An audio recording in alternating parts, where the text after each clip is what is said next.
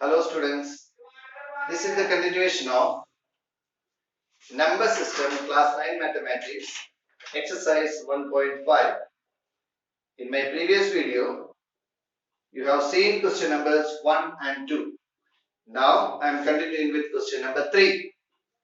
And question number 3 is, recall pi is defined as the ratio of the circumference, say C, of a circle to its diameter, say small letter d. That is, pi is equal to C upon D. Pi is equal to C upon D. This seems to contradict the fact that pi is irrational. How will you resolve this contradiction? I will explain this question once again. We know that what is pi? How pi is defined? Pi is actually the ratio of the circumference of any circle to its diameter. You may draw a circle, measure its circumference using a thread and measure its diameter. If you divide circumference by its diameter, you will get a specific answer, a constant value, that is pi. You may draw different circles of different radii, but in all the circles, if you find this ratio, circumference upon diameter, you will get the same value, and that same value or constant value is called pi. Now the question here is, pi is equal to C upon D. C upon D appears to be rational. C upon D is something like P upon Q. And anything that can be written in the form of P upon Q is rational. So C upon D must also be rational. But we know that in my previous class I told you that pi is irrational. 22 upon 7 is not the actual value of pi. It is a non-terminating, non-recurring decimal. It is 3.14 dash dash dash dash up to infinity. It is a non-terminating, non-recurring decimal. If pi is an irrational number, how come it is equal to C upon D, which is in rational form? The answer is, pi can be written as C upon D, but this C upon D is not like P upon Q. In P upon Q, you know the further explanation, where P and Q are integers and Q not equal to 0. That is also a condition required for a P upon Q to become rational. Here C and D are not integers. C is circumference, D is diameter. The circumference of a circle and diameter of a circle need not be integers, but it can also be irrational number. That means in a circle, if you measure its circumference and diameter, you can surely see that practically it may not be possible, but it is a fact that either the circumference will be irrational or its diameter will be irrational, or both can be irrational. If C is irrational and D is rational, then also C upon D is irrational. If D is irrational and C is rational, then also answer is irrational. If both are irrational, then also the answer is irrational.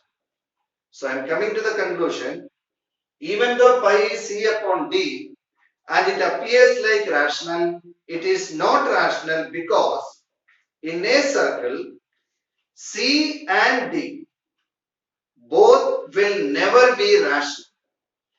At least one of them will be always irrational. So the answer C upon D will be always irrational.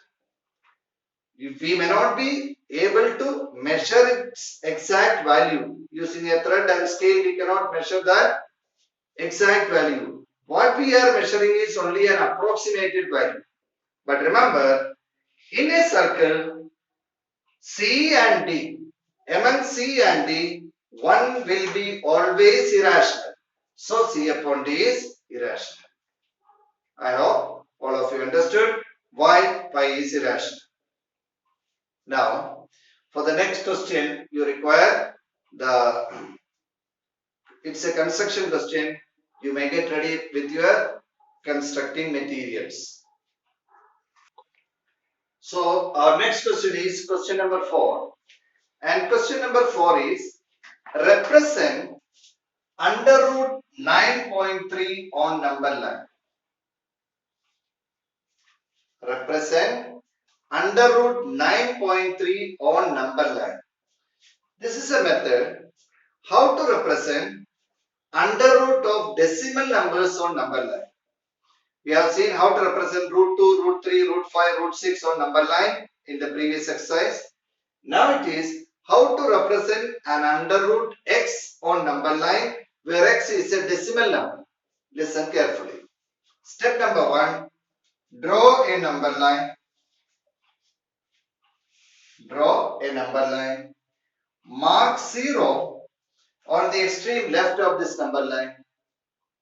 Now, using your scale, mark 9.3 centimeter on the number line. Using a scale, mark 9.3 on number line. So this is 9.3 centimeter. But don't write centimeter. It is 9.3. Now using the same scale, mark one more point B such that AB is equal to 1 unit. It is unit actually. 9.3 units and 1 unit. For the easiness, we can take 1 unit is equal to 1 centimeter. So mark 9.3 centimeter and mark it as A. From A, take 1 more centimeter and mark it as B.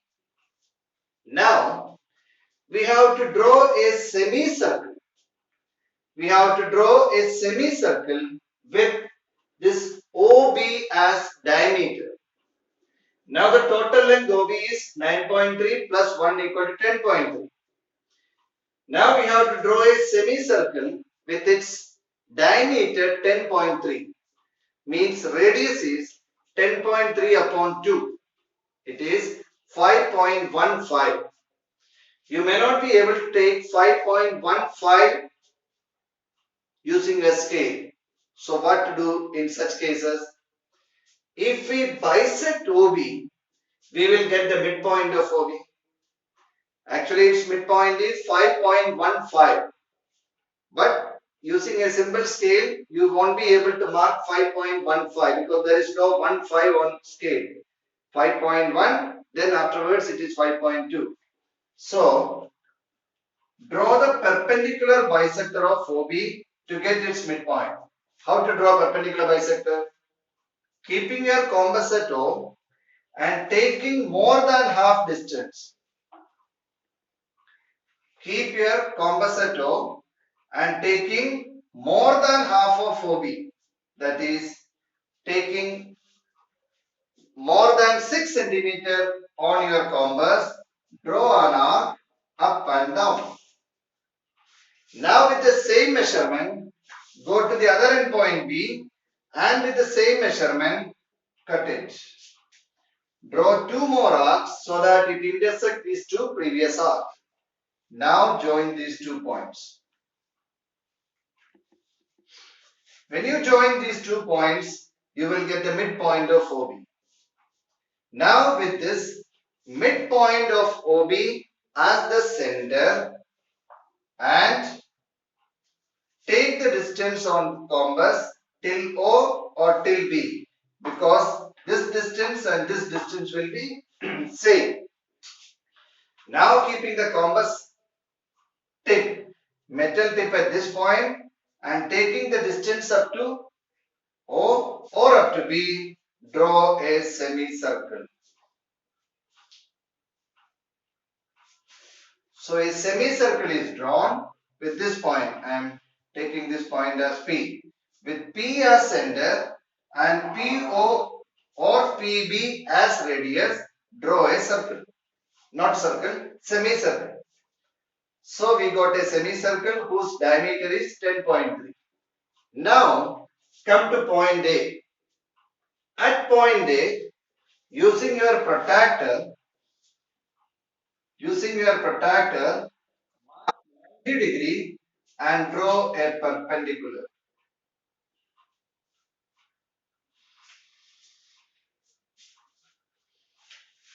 Using a protractor at A, draw a perpendicular.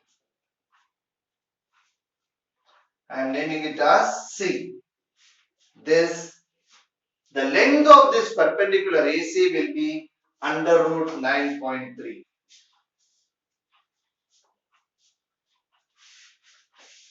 The height of this perpendicular or the length of AC will be under root 9.3. But now we are asked to represent under root 9.3 on number line. So you have to keep the compass at A and take the distance till C and then bring it down. Bring it down to cut the number line. Then this AC will come down. So keep the compass at A and extend the pencil tip till C and then bring it down. Let it be A, B, C, D. This distance is actually under root 9.3. So the distance from A to D is under root 9.3 because this is under root 9.3. So using our compass, we have brought it down to touch the number line. So this distance AD is under root 9.3. So this is the method how to represent an under root decimal number on the number line. I will explain once again. Draw a number line. Mark 0 anywhere on its extreme left. Measure 9.3 centimeter and put the point A and take 1 more centimeter to its right and mark the point B. Now with OB as diameter, draw a semicircle. Then at A, draw a perpendicular. That perpendicular will touch the semicircle at a point. Name it as C. This distance AC is under root 9.3. Now using our compass, we brought it down. So AD is under root 9.3 on number line. Go. Now we have question number 5. This is the last question of this exercise.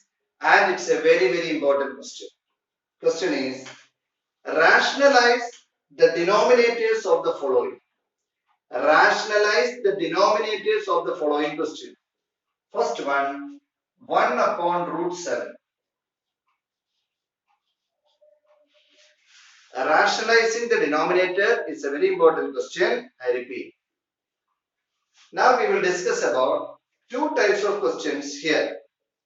This is the question where the denominator is a monomial set. It has only one term. We know that root 7 is irrational. There is a general method in mathematics or a general follow-up in mathematics. Whenever we represent a final answer of any question in higher class also, we will not leave its denominator in irrational. If the denominator is irrational, we will change it into rational. This is what we are going to discuss here. And the first type is where the denominator is monomial. Only one term. If the denominator is a monomial, the method is very simple. The method to make it rationalize is multiply its numerator and the denominator by the same third number.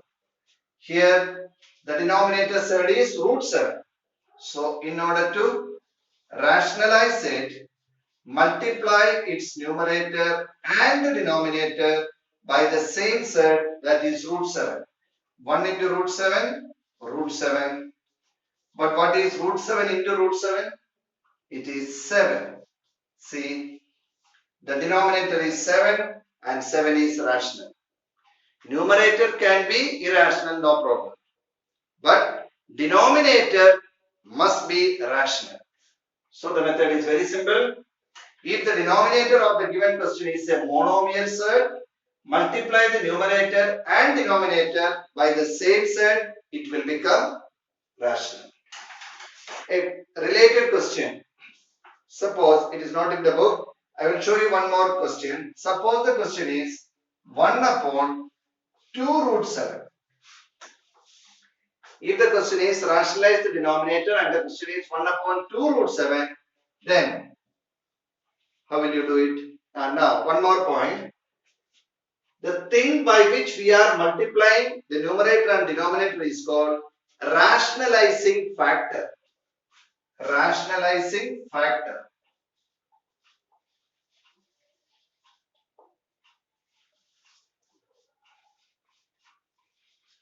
And in short it is known as RF.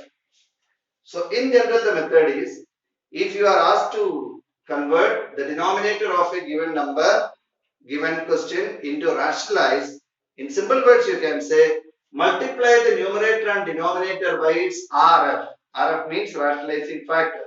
In this question, what is the rationalizing factor? Is it 2 root 7 or only root 7? It is only root 7. Because 2 is already rational. So you don't care about the rational number that is in the denominator along with the set. Multiply numerator and denominator of this question also by only root 7. Even if you multiply by 2 root 7, the answer will not be wrong. But in order to make the things easier and the calculation easier, you can avoid that number, digits or integer along with the set and multiply only by root 7. So it is also 1 into root 7 upon 2 root 7 into root 7. Answer is root 7 upon root 7 into root 7 is 7. 7 into 2, 40. Because this is also monomial. This is monomial, this is also monomial. So for monomial sets, multiply the numerator and denominator by its RF, rationalizing factor. A rationalizing factor is only that third part, not the number. Now let's see question number 2. In question number 2, we are going to discuss the question where the denominator is binomial. Question number 2 again, rationalize the denominator of 1 upon root 7 minus root 6. 1 upon root 7 minus root 6. Here you can see the denominator is binomial. There are two terms. If the denominator is binomial, then the rationalizing factor will change. The rationalizing factor for this question is the conjugate of the denominator. Conjugate. The word is conjugate.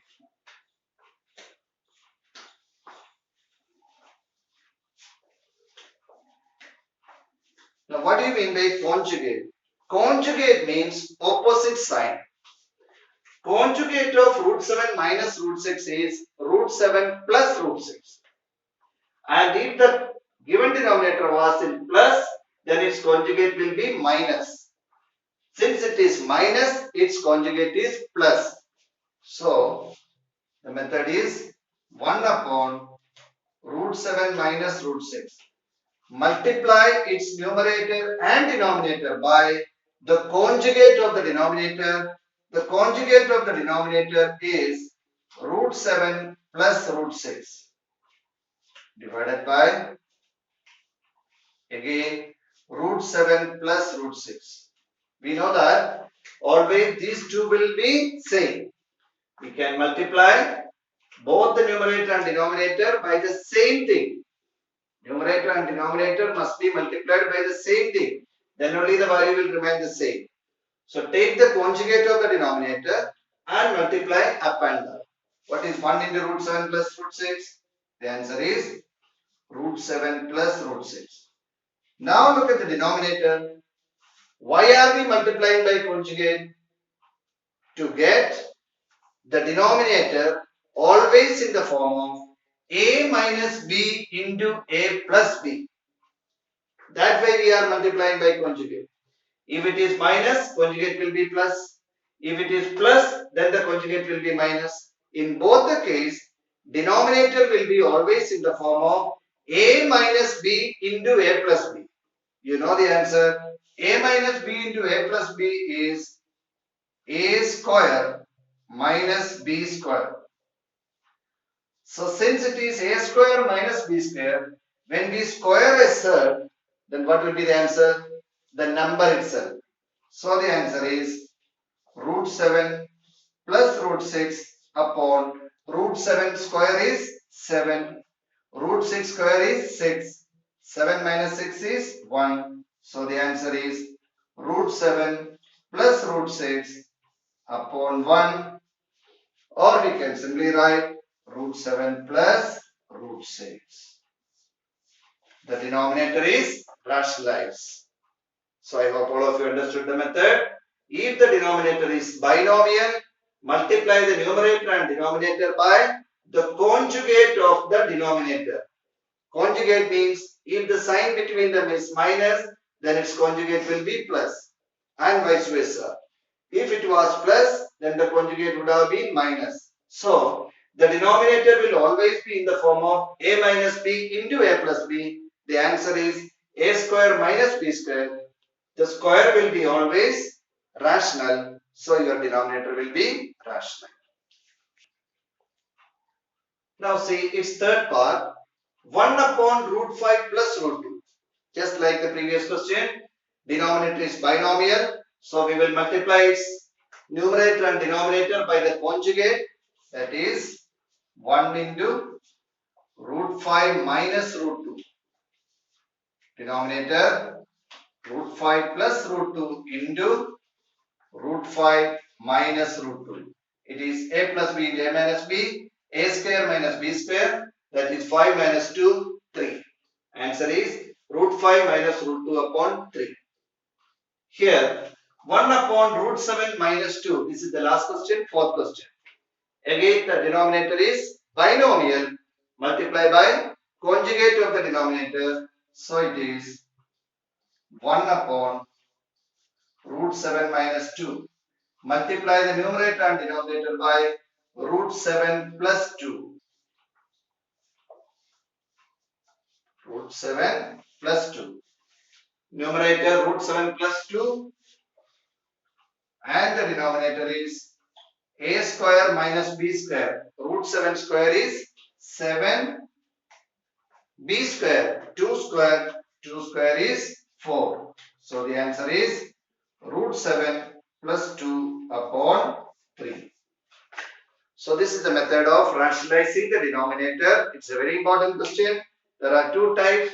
First one, when the denominator is monomial, multiply the numerator and denominator by the same monomial surd, only surd. Second type is binomial denominator. In binomial denominator, multiply numerator and denominator by the conjugate of the denominator. Conjugate means opposite sign. So denominator will always be in the form of a plus b into a minus b, which is equal to a square minus b square. So the denominator will become rational. I hope all of you understood. Please practice it and ask your doubts in the comment box. Till then, bye bye.